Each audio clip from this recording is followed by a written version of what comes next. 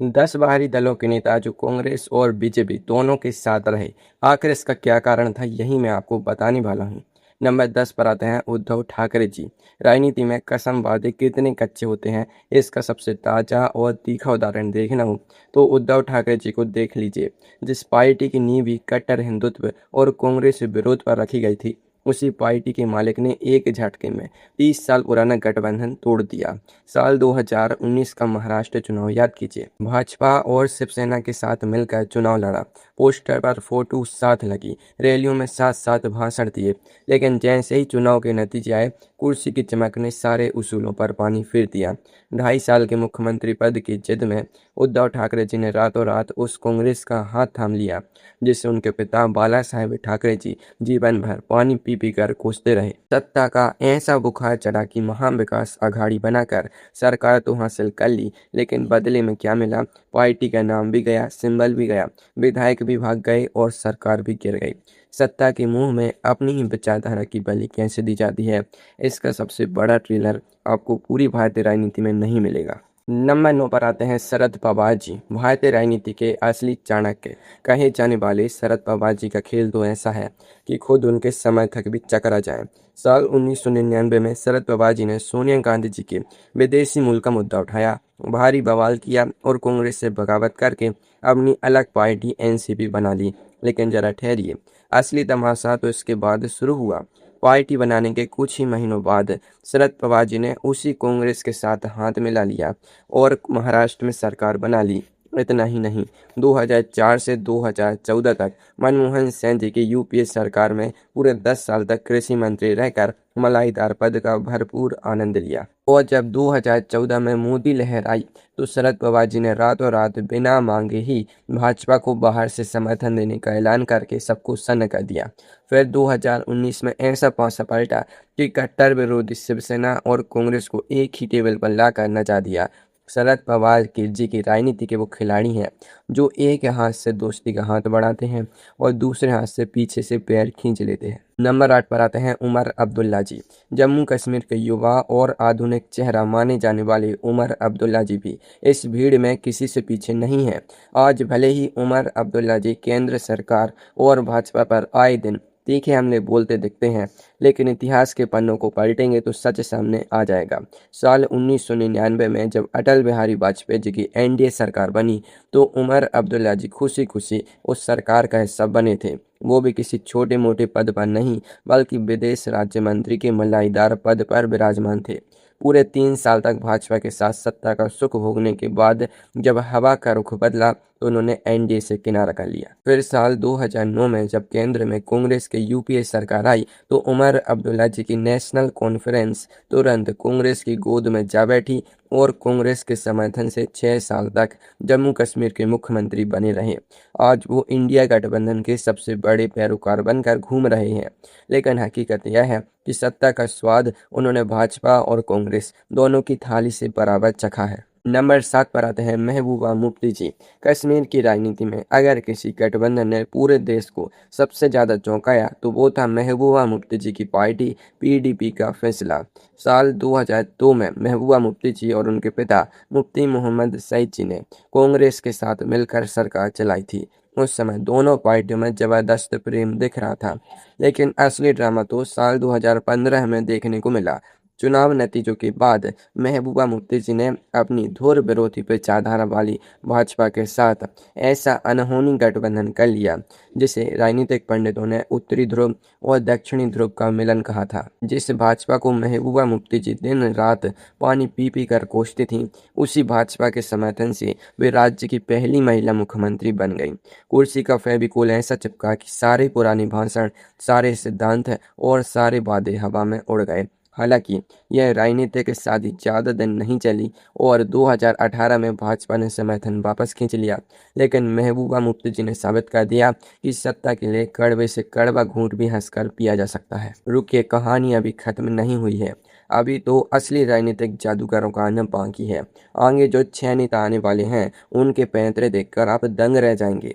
क्या आप अंदाजा लगा सकते हैं कि नंबर 1 पर कौन सा नेता बैठा है? नंबर 6 पर आते हैं चौधरी अजीत सिंह जी। पश्चिमी यूपी के किसानों के बड़े नेता और पूर्व प्रधानमंत्री चौधरी चरण सिंह जी के बेटे चौधरी अजीत सिंह जी को सत्ता का ऐसा चस्का था कि दिल्ली में सरकार किसी की भी बने, मंत्री पद तो अजीत सिंह जी का ही तय रहता था। साल 2001 में अटल बिहारी वाजपेयी जी की एनडीए सरकार में चौधरी अजीत सिंह जी नागरिक उड्डयन मंत्री बने और लाल बत्ती की गाड़ी में घूमते रहे। लेकिन जैसे ही 2004 में हवा बदली और कांग्रेस के यूपीए सरकार आई, अजीत सिंह जी ने पाला बदलने में 1 सेकंड की भी देरी नहीं की। साल 2011 में भी मनमोहन सिंह जी की यूपीए 2 सरकार में शामिल हो गए और मजेदार बात देखिए, उन्हें फिर से वही नागरिक उड्डयन मंत्रालय मिल गया। यानी सरकार बदल गई, प्रधानमंत्री बदल गए, गठबंधन की पूरी विचारधारा बदल गई, लेकिन अजीत सिंह जी की कुर्सी और मंत्रालय नहीं बदला। इसे कहते हैं परफेक्ट टाइमिंग और असली मौका परस्ती। नंबर 5 पर आते हैं HD कुमार स्वामी जी। कर्नाटक की राजनीति में किंग मेकर की भूमिका निभाने वाली HD कुमार स्वामी जी का राजनीतिक सफर किसी सस्पेंस फिल्म की स्क्रिप्ट जैसा है। साल 2006 में कुमार स्वामी जी ने अपनी पार्टी JDS का रुख मोड़ा और अपनी ही पार्टी के बुजुर्ग नेता को दरकिनार करके भाजपा के साथ मिलकर सरकार बना ली। तय हुआ था कि 20 महीने कुमार स्वामी जी सीएम रहेंगे और 20 महीने भाजपा का एक नेता।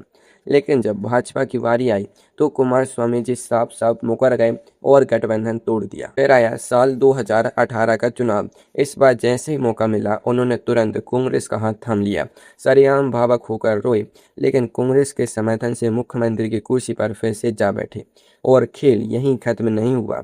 2024 के चुनाव में कुमार स्वामी जी एक बार फिर पेंडी की तरह लुढ़क कर एनडीए के पाले में आ गए और आज केंद्र सरकार में कैबिनेट मंत्री बने बैठे हैं। कुमार स्वामी जी के लिए सत्ता ही पहली और आखिरी प्राथमिकता रही है। नंबर 4 पर आती हैं ममता बनर्जी जी।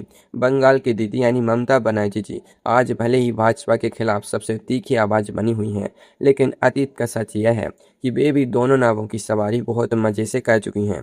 साल 1998 में कांग्रेस से बगावत करके ममता बनर्जी जी ने अपनी पार्टी तृणमूल कांग्रेस बनाई और अगले ही साल यानी 1999 में भी अटल बिहारी वाजपेयी जी की एनडीए सरकार में शामिल हो गई और देश की रेल मंत्री बन गई। भाजपा के साथ कई सालों तक मलाई खाने के बाद जब उन्हें लगा कि अब बंगाल में लेफ्ट को उखाड़ना है तो उन्होंने एनडीए का साथ छोड़ दिया। इसके बाद साल 2009 के लोकसभा चुनाव में ममता बनर्जी जी ने मनमोहन सिंह जी की यूपीए सरकार के साथ हाथ मिला लिया और एक बार फिर देश की रेल मंत्री की कुर्सी पर कब्जा जमा लिया। यानी वाजपेयी जी के साथ भी रेल मंत्री और मनमोहन सिंह जी के साथ भी रेल मंत्री।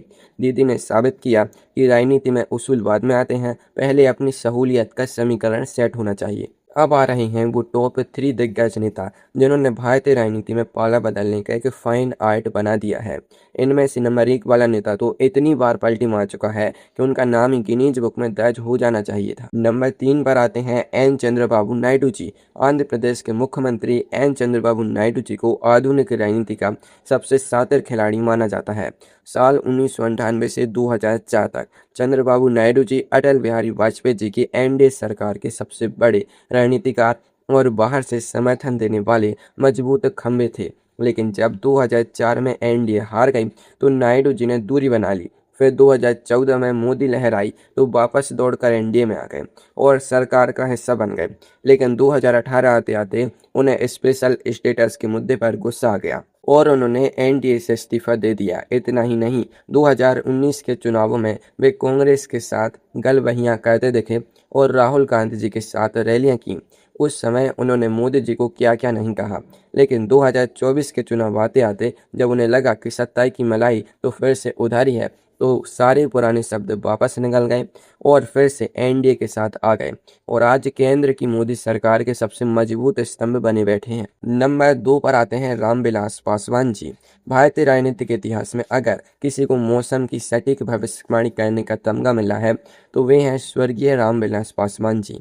राजनीति के बड़े बड़े धुरंधर भी मानते थे कि पासवान जी को चुनाव के नतीजे आने से पहले ही पता चल जाता था कि दिल्ली की गद्दी पर कौन बैठने वाला है। साल 1999 में पासवान जी ने अटल बिहारी वाजपेयी जी की एनडीए सरकार में मंत्री पद संभाला 2002 के गुजरात दंगों के नाम पर इस्तीफा देकर बाहर निकले और 2004 में तुरंत मनमोहन सिंह जी की यूपीए सरकार में शामिल होकर पूरे 5 साल तक केंद्रीय मंत्री बने रहे।